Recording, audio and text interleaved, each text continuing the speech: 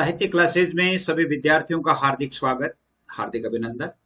प्रिय विद्यार्थियों, सर्वोदय विचार परीक्षा के लिए हम लगभग 50% से अधिक जो सिलेबस है वो कवर कर चुके हैं और इससे पहले अपन ने यानी 7 भाग इसके पूरे कर लिए हैं और अब ये 8वां भाग हम पढ़ने जा रहे हैं। प्रत्येक भाग आपके लिए बहुत ही वेरी इंपॉर्टेंट भाग हैं, इसलिए आप अच्छी तरह से इनको देखें, अपनी कॉपी में उतार ले। कक्षा 9वीं से 12वीं और कॉलेज विद्यार्थी सभी के लिए बहुत ही इंपॉर्टेंट मैटर है, वो तैयार किया गया है। तो उम्मीद करता हूं कि आपके लिए जो मैं तैयार कर रहा हूं वह मैटर बहुत ही अच्छा आपकी परीक्षा में शामिल होगा। और 50% जो है वो आज हम 50% से अधिक जो सिलेबस है वो कवर कर चुकेंगे। और ये जो 7-8 वीडियोज हैं जो आप अगर देखेंगे तो मैं समझता हूं कि इनसे बाहर यदि इस पुस्तक में से कोई प्रश्न आएगा तो निश्चित रूप से आपको इन प्रश्नों में जरूर मिलेगा। आप इन प्रश्नों को बार बार रिवाइज करते रहें। आपके लिए बहुत ही अच्छे और बारीकी से प्रश्न लाने का मेरा उद्देश्य रहता है। और जो ग्रुप में जो विद्यार्थी बने हुए हैं उन सभी को तो जो ही लेसन अपलोड होता है, अपलोड होते ही मैं ग्रुप में डाल देता हूं, लेकिन आप इस चैनल को सब्सक्राइब करके भी वीडियोस प्राप्त कर सकते हैं। वैसे कक्षा 8वीं से लेकर के 12वीं तक के सभी विषयों का अध्ययन आपके लिए होता है, संपूर्ण पाठ्यक्रम का अध्ययन आपको करवाया जाता है और मैं समझता हूं कि आपके लिए बहुत ही अच्छा होगा और आप इस चैनल के माध्यम से लाभान्वित होंगे। यही नहीं, आपके जैसे सर्वोदय एग्जाम है, इसके अलावा आपकी जो राज्य प्रतिभा खोज परीक्षा है उसके लिए भी वीडियोस है वो तैयार हैं।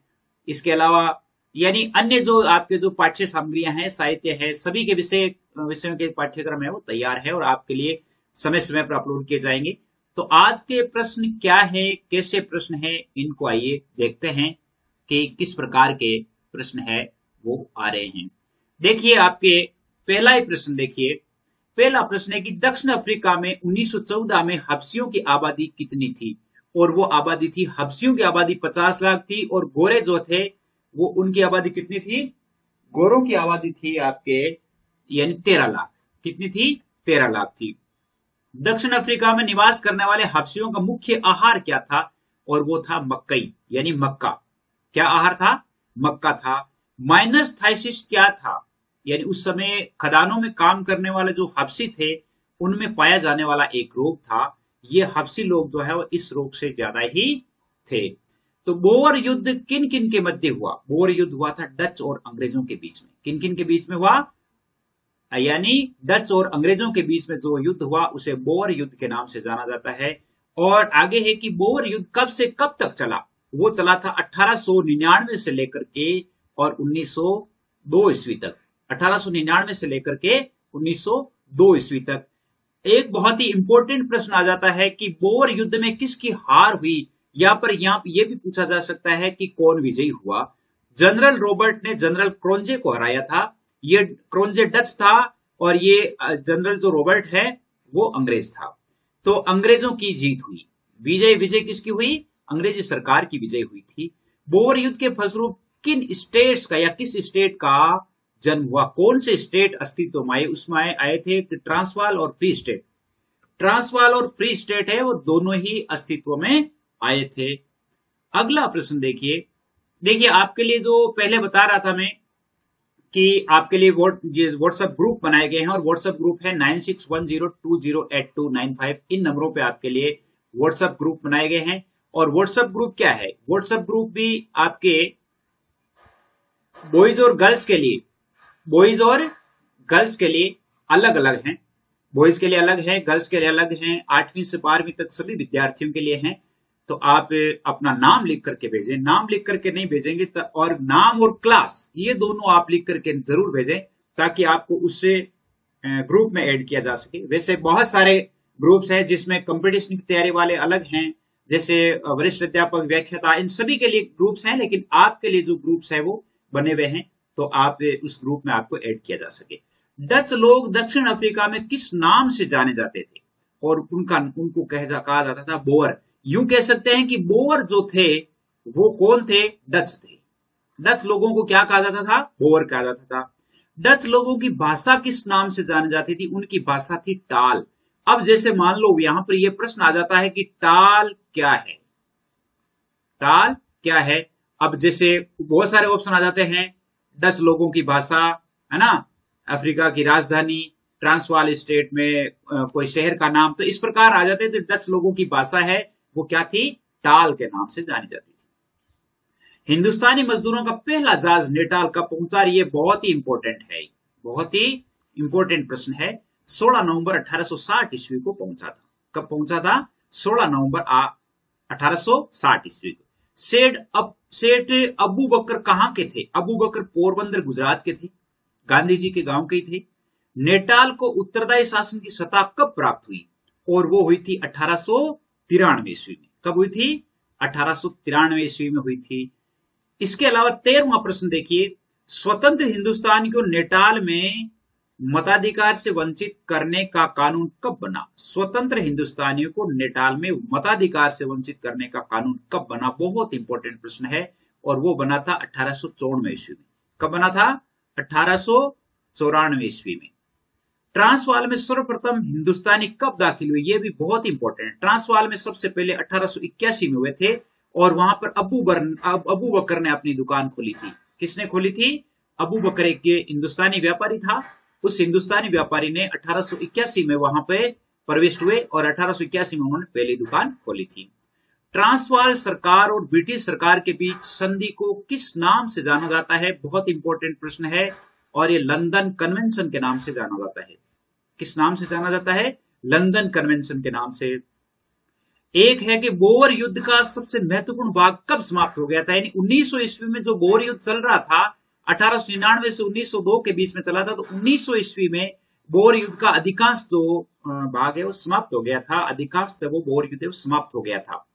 ट्रांसवाल में हिंदुस्तानियों की सर्वाधिक आबादी कहां थी? देखिए ये बहुत इंपॉर्टेंट प्रश्न है, और वो थी जोहान्सबर्ग में।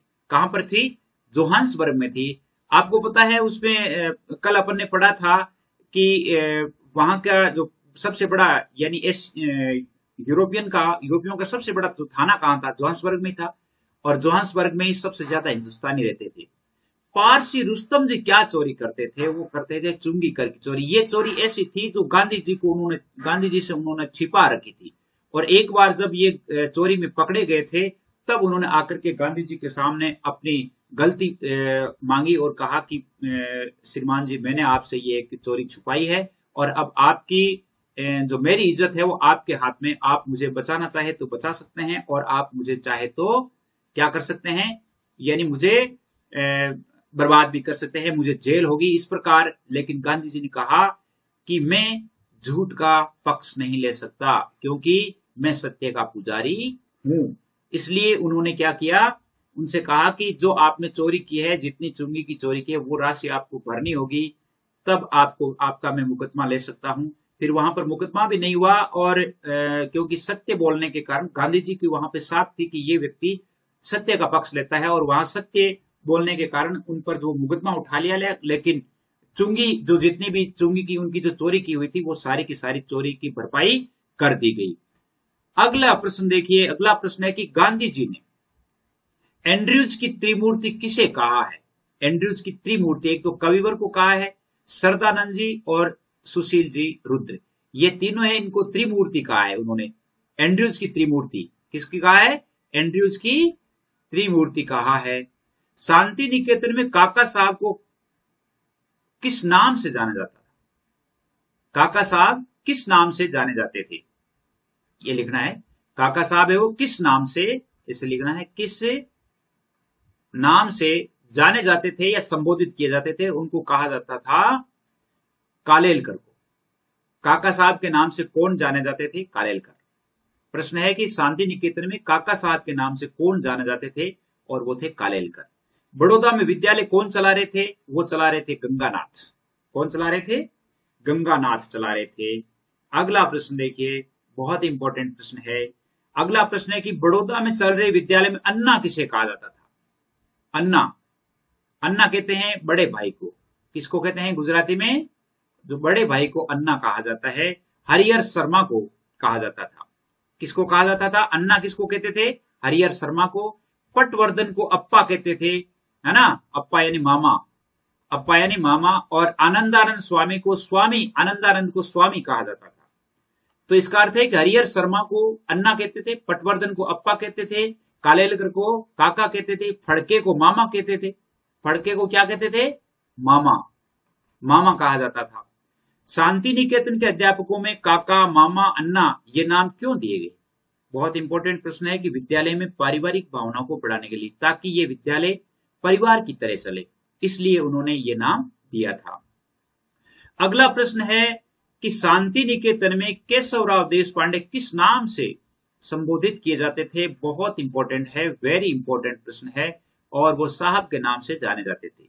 केशवराव देशपांडे ही सबसे पहले गांधी जी को मिले थे वहां, और उन्हें किस नाम से जाना गया था? साहब के नाम से जाने जाते थे। शांति निकेतन के विद्यालय में संस्कृत कौन पढ़ाते थे? और संस्कृत पढ़ाते थे चिंतामणि शास्त्री। कौन पढ़ाते थे? चिंतामणि शास्त्री। फिनिक्स अथवा शांति निकेतन में रसोई घर के आसपास सफाई करने का काम किसका था? वो था नगेन बाबू का। किसका था? नगेन बाबू का, नगेन बाबू का था। स्वदेश आगमन पर गोखले ने गांधी जी से क्या प्रतिज्ञा करवाई? बहुत इंपॉर्टेंट है। गांधी जी से उन्होंने कहा था कि आपको 1 वर्ष तक भारत का भ्रमण करना है। 1 वर्ष तक भारत का भ्रमण करने तक आपको किसी प्रकार का कोई निर्णय आपको नहीं देना है। अगला प्रश्न देखिए, ये बहुत इंपॉर्टेंट है, उनकी आत्मकथा में से लिया गया है। एक लाइन है, आप एक बार हिंदुस्तान में रहकर देखेंगे तो आपके विचार अपने आप ठिकाने आ जाएंगे। ऐसा किसने कहा? ऐसा कहा था गोपाल कृष्ण गोखले ने गांधी जी से। किससे कहा था? गांधी जी से। गांधी जी जब वहां पर यानी अपने जो सत्याग्रह के जो नियमों को लागू करना चाहते थे, सत्याग्रह के माध्यम से सुधार करना चाहते थे, तब गोखले ने कहा था कि जब आप हिंदुस्तान में आकर के रह करके देखेंगे तो आप अपने आप जान जाएंगे कि यहाँ पर सत्याग्रह नहीं चलने वाला है, या सत्याग्रह में कितनी अड़चने आएगी। ये सब उन्होंने कहा था। बहुत ही इंपॉर्टेंट प्रश्न है। अगला प्रश्न देखिए, 29वां प्रश्न है कि गांधी जी प्राण जीवनदास से मिलने कहां गए थे? और वो गए थे रंगून। कहां गए थे? रंगून। यहां पर यह भी हो सकता है कि गांधी जी प्राण जीवनदास से मिलने कहां गए, तो कहां गए? रंगून। और या रंगून किससे मिलने गए, तो वहां पर प्राण जीवनदास का नाम आ सकता है। गांधी जी कुंभ के मेले में क्यों गए? वो गए थे महात्मा मुंशीराम जी का दर्शन करने के लिए। किसका दर्शन करने के लिए? महात्मा मुंशीराम जी वहां पर आए हुए थे, उनका दर्शन करने के लिए वो वहां पर गए थे। अगला प्रश्न है कि गांधी जी ने हरिद्वार में कौन से व्रत धारण किए? ये बहुत इंपॉर्टेंट प्रश्न है। हरिद्वार में जाकर के, यानी गांधी जी जहां कहीं भी जाते थे तो कोई न कोई अपने जीवन में एक अच्छा व्रत धारण करते थे। तो हरिद्वार में भी उन्होंने ये कहा था कि अंधेरे से पहले भोजन कर लूंगा, और एक दूसरा व्रत और लिया था कि जीवन में यानी जो खाना है उसमें लिमिट, यानी खाना है वो सीमित मात्रा में खाना। यानी वहां जब गए थे तो वो वैसे मान लो फलाहार पर चल रहे थे, लेकिन फलाहार में भी उनके खाने की कोई सीमा नहीं रह गई थी, क्योंकि जो भी लोग आते थे उनके लिए फल फ्रूट हर तरह से लाते थे। तो गांधी जी ने यहीं उन्होंने व्रत धारण कर लिया कि एक तो अंधेरे से पहले पहले भोजन करूंगा, उसके बाद खाना जो है वो सीमित मात्रा में खाऊंगा। ये दोनों हिंदू धर्म के बाहरी चिन्ह है। ये बहुत इंपॉर्टेंट बात है। हिंदू धर्म के बाहरी चिन्ह है। पंडितों ने किन चिन्हों के बारे में कहा है? और वो कहा था सिर पर चोटी और शरीर पर जनेऊ धारण करने के लिए। यानी वहां पर हरिद्वार में जब पंडितों ने गांधी जी को देखा कि गांधी जी के सिर पर चोटी नहीं है, गले में जनेऊ नहीं है, तो उन्होंने कहा कि आप कौन से हिंदू हुए, आपके जो बाहरी चिन्ह है उनको धारण करना चाहिए। लेकिन गांधी जी ने कहा कि मेरे लिए ये संभव नहीं है, क्योंकि जो मेरे सत्याग्रह में अड़चन पैदा करे, अर्थात मैं इनसे मेरी कोई अलग पहचान हो, यानी मैं अपने आप को एक अलग दिखने के लिए इस प्रकार के नियमों में नहीं रहूंगा।